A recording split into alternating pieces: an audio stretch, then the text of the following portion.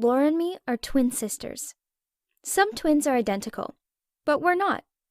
We're both 15 years old and we're born 2 minutes apart. I'm older. But as much as we have in common, we have one big thing that makes it easy for people to tell us apart.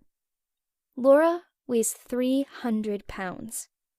It's a lot.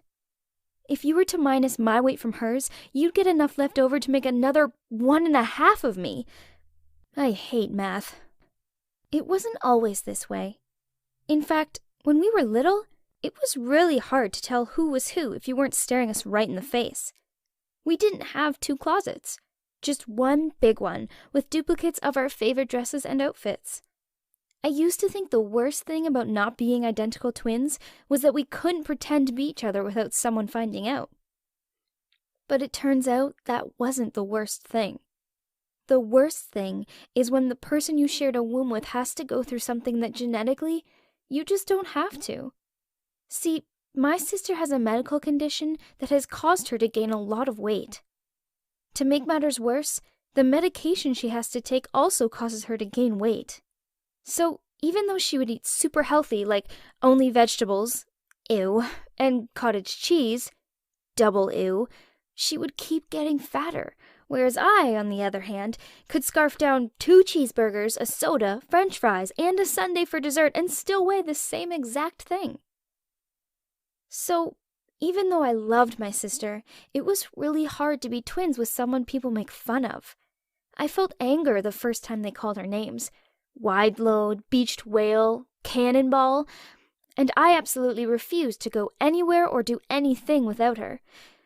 But over time, I started to feel embarrassed by her. That's when we stopped talking.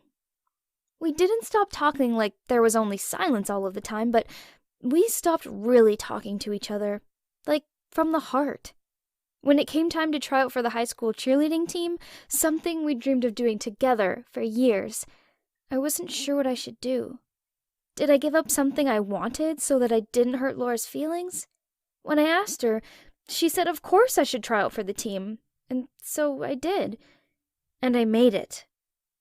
I remember how sad she looked when I told her. Since it was hard for her to physically get to football games, she eventually stopped coming to see me cheer. And that made me really sad. Things were hard at home, too. Because she needed special things, my parents paid all their attention to her. It made me feel lonely, but then my dad would lecture me. Remember, your sister is going through something, and you need to be understanding. Didn't he realize I was being as understanding as I could be? I almost didn't even exist in the house.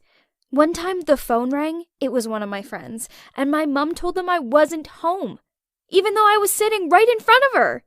That's how much they didn't notice me.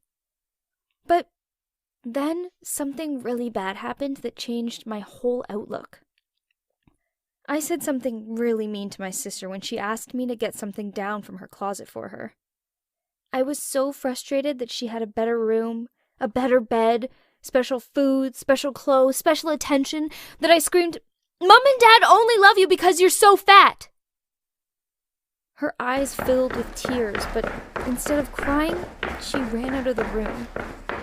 I kind of felt like it served her right, but then I heard a horrible sound. She slipped on one of my shoes I'd left lying around, screamed, and fell down the stairs. Mom and Dad weren't home, so I called 911. When they put her onto the gurney and into the ambulance, I heard one of the guys say, "Well, it isn't every day you get 3 for the price of 1.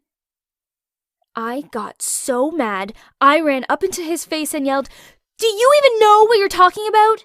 That's my sister, and she has a medical condition." He was like, okay, I'm sorry. And he was apologizing over and over again. Laura smiled at me as they closed the ambulance door. Our twin power was back. Luckily, she wasn't hurt too bad. We spent almost every day together after that. No matter what people said or did, we were twins for life. Or as Laura liked to joke, triplets forever. Share this video with someone who's going through a rough time for something they can't do anything about. And like this video